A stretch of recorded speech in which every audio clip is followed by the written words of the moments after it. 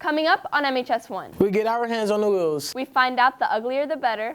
And McKinney High gets his own kittens for Christmas. And that's all coming up on MHS1.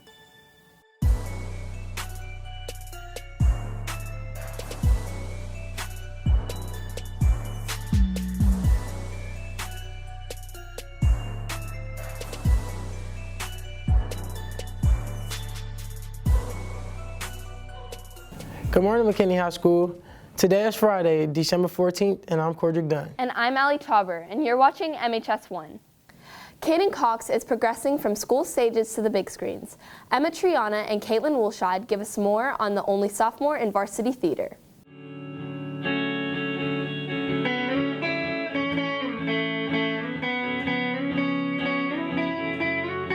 My name is Caden Cox. I'm 16 and I'm an actor, and I've been acting for almost 5 years now.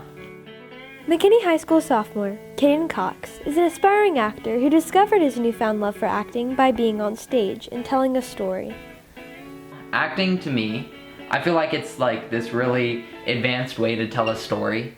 I can be in all these different lives. Creating that story to tell it to all these people, just see it from start to finish. It made me feel good. Caden has proven his talents here at McKinney High, resulting in being the youngest member on varsity theater. It's been a blast, but it's also been really hard to keep myself up there with all the upperclassmen. Recently, we have just finished a show called The Rhymers of Eldridge. But yeah, I got to work with my friends, which was really fun, and I got to make some new ones, so yeah. Although there are many struggles that come with the career choice, Caden stays optimistic. Be on film, that's like my main goal. I've been dreaming of it so long, and my greatest fear is, of course, not succeeding. I've had many setbacks, but I just try to separate the good from the bad and just learn from it. Caden continues to learn and grow in and through his craft, getting him closer to his end goal. I have no idea where I'd be without acting. My thinking process is always at 1,000,000 miles per hour, and I don't know, when I'm on stage it all kind of slows down. I think without theater I wouldn't been as expressive or caring. This has been Caitlin Woolshide and Emma Triana reporting for MHS1. Or just kind of like a plain Joe. I don't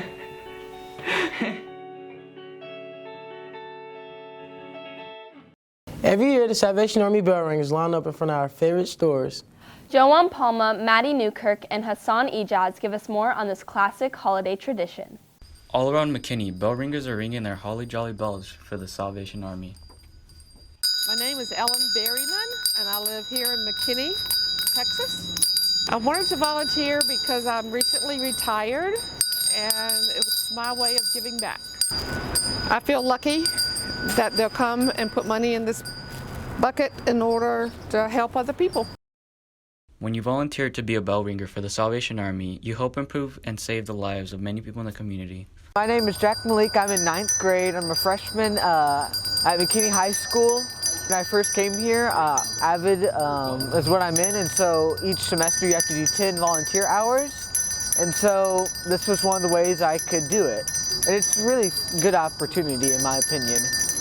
I've actually done this a couple times before when I was really little. I liked it because I liked how everyone liked getting a candy cane and how happy they felt after they donated and helped someone. Because all this goes to a good cause. This has been Hassan Ijaz, Maddie Newkirk, and Joanne Palma reporting for MHS1. With the continuous growth of McKinney, we often forget our roots. However, Reed Fort brings us back to one classic downtown shop.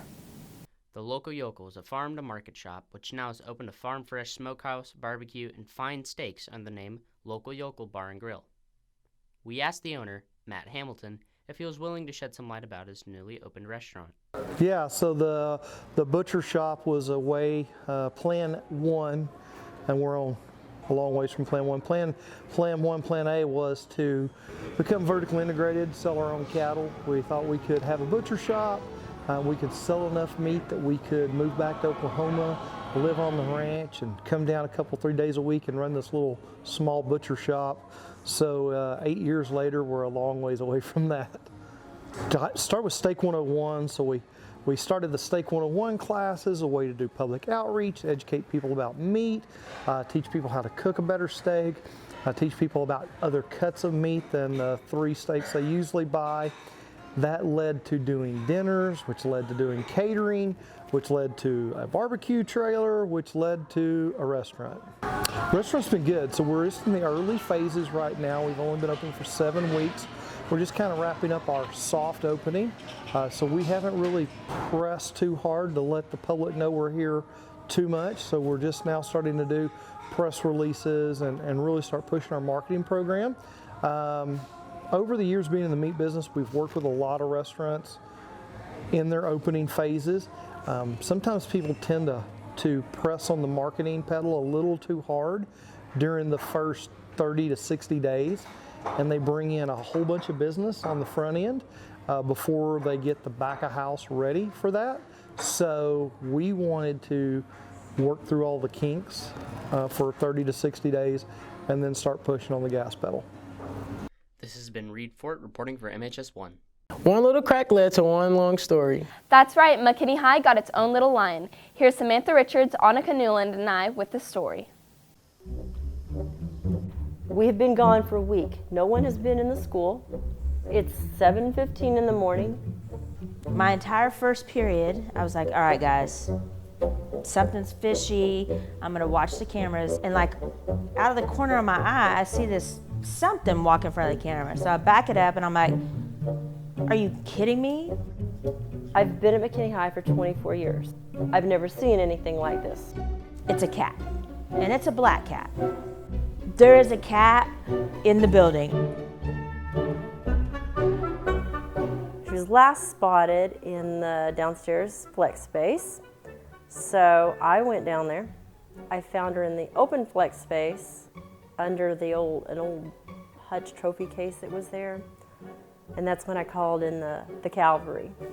15 minutes later, these kids knock on the lunchroom door and they say, Miss Moran says she found it. And I'm like, what? And then it hits me. I'm like, oh my gosh, she's found this cat. She took off running. And we took off running. We're running like crazy people.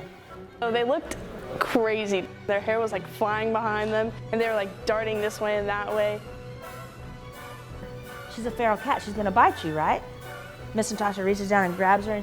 And finally they got it. So then they were just super proud of themselves. We go walking back and we're talking and they're like, animal control's on the way. And I'm like, no, she's now an MHS kitty.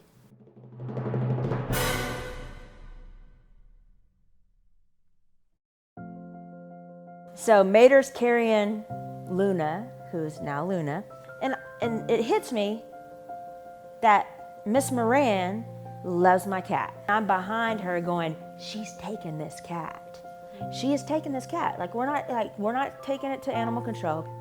I moved into this house in March and my daughter's kind of been wanting a pet. So to me it was kind of when the right animal, the right pet comes along, you're gonna know it. And it's like, I'm the one that went out and looked for her at lunch. I bolted. I'm like, I'm gonna go see if I can find her. So it was kind of like, if she's meant to be mine, I guess she's meant to be mine. So I guess that's how it happens, fate. So immediately Miss Mater and I drove her home. And Miss Mater was holding her the whole time and she could tell, she was like, she is calm. She's not scared. She's gonna be the best cat. She's just gonna be the best cat. She could tell. I mean, and she's very affectionate. So she comes and lays in your lap. And when she's laying there and you put your hand on her belly, you feel these little babies kicking in there.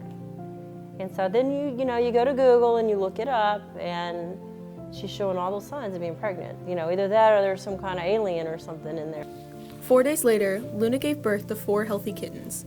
Miss Moran is giving them away to loving MHS student and teacher homes free of charge. Stop by Miss Moran's art room if interested. This has been Samantha Richards, Allie Tauber, and Annika Newland reporting for MHS1. She wandered into the right school.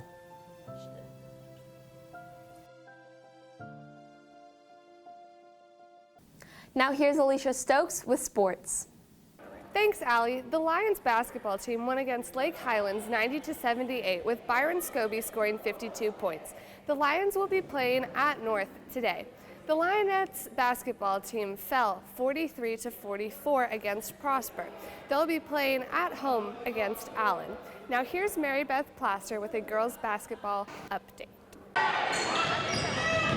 The varsity girls basketball team is aiming for the goal to make playoffs and eventually make state.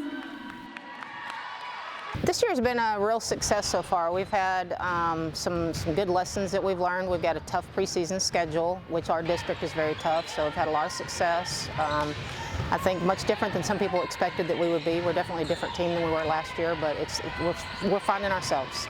Our season is going really well. We're playing great basketball and we have great chemistry as a team. We're still in non-district, so we can't wait to see what the district play is going to look like. I think it's going to be kind of surprising because we've been doing really well together. Playing basketball is more than just winning or losing. It's about the teammates that support each other no matter what, and the feeling of joy it brings to the players.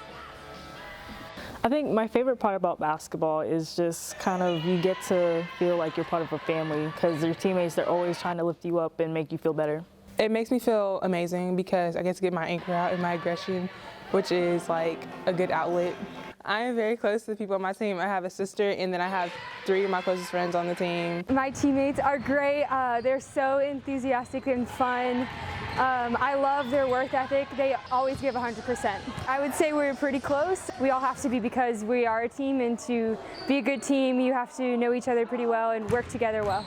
I just think watching each of these young ladies grow is just my favorite part, and it's just constant, which is why, it's why we get in this profession. It makes you feel great. Like, it's just a whole nother world. It's like a whole nother feeling, and it's just awesome. This has been Mary Beth Plaster and Zamarius Jackson reporting for MHS1. The Lions wrestling team has an invitational meet at Wiley High School this Saturday. That's all for sports. Back to you. Aaron Wall is very passionate about his music. Mary Beth Plaster give us more on the story. Being a hardworking student and learning new things here at MHS, junior Aaron Walls had developed a special talent for making music since freshman year. I started writing music, I think it was the middle of freshman year for engineering club. I was doing video game design and they wanted a musician, so I started learning how to do it online. My first album is called Playing Games by Aaron Walls. It's under my SoundCloud, which is called A-Alien Official, because it's the official A-Alien, because that's what my my stage name is probably going to be, like A-Alien.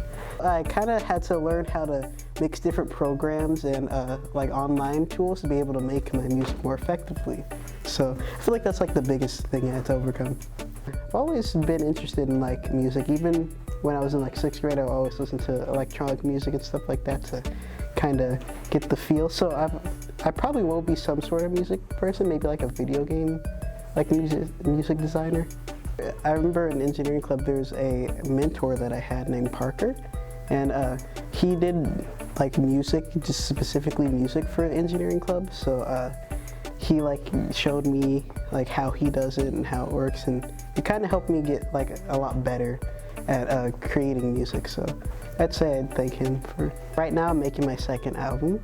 I'm thinking I'm gonna name it Spacewalk after one of the songs on the album, and I mostly made it because like ever since I made my first album I've been getting so much better and better that I've just been testing out all the different ways I could make music and stuff like that. So I'm making it like I'm gonna put it on SoundCloud, probably Spotify, and I just wanted to make it so that people could know like what I've been doing with music.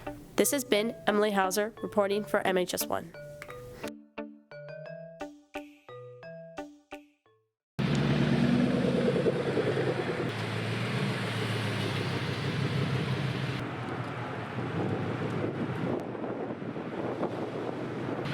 No, not you. No, God, no! Don't cut people off. That ain't it.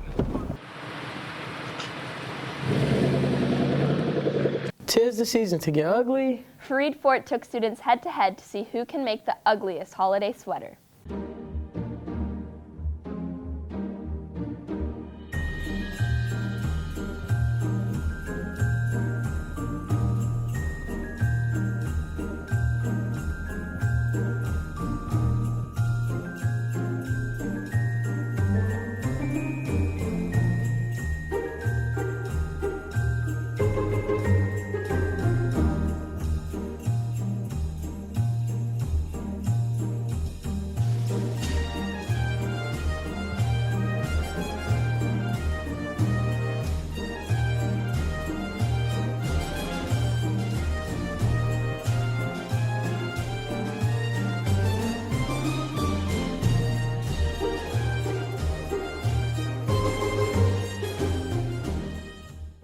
That's all we have for you today. Make sure to follow us on Twitter at Mainstream News. And remember, if it's news and it's at McKinney High School, it's MHS1.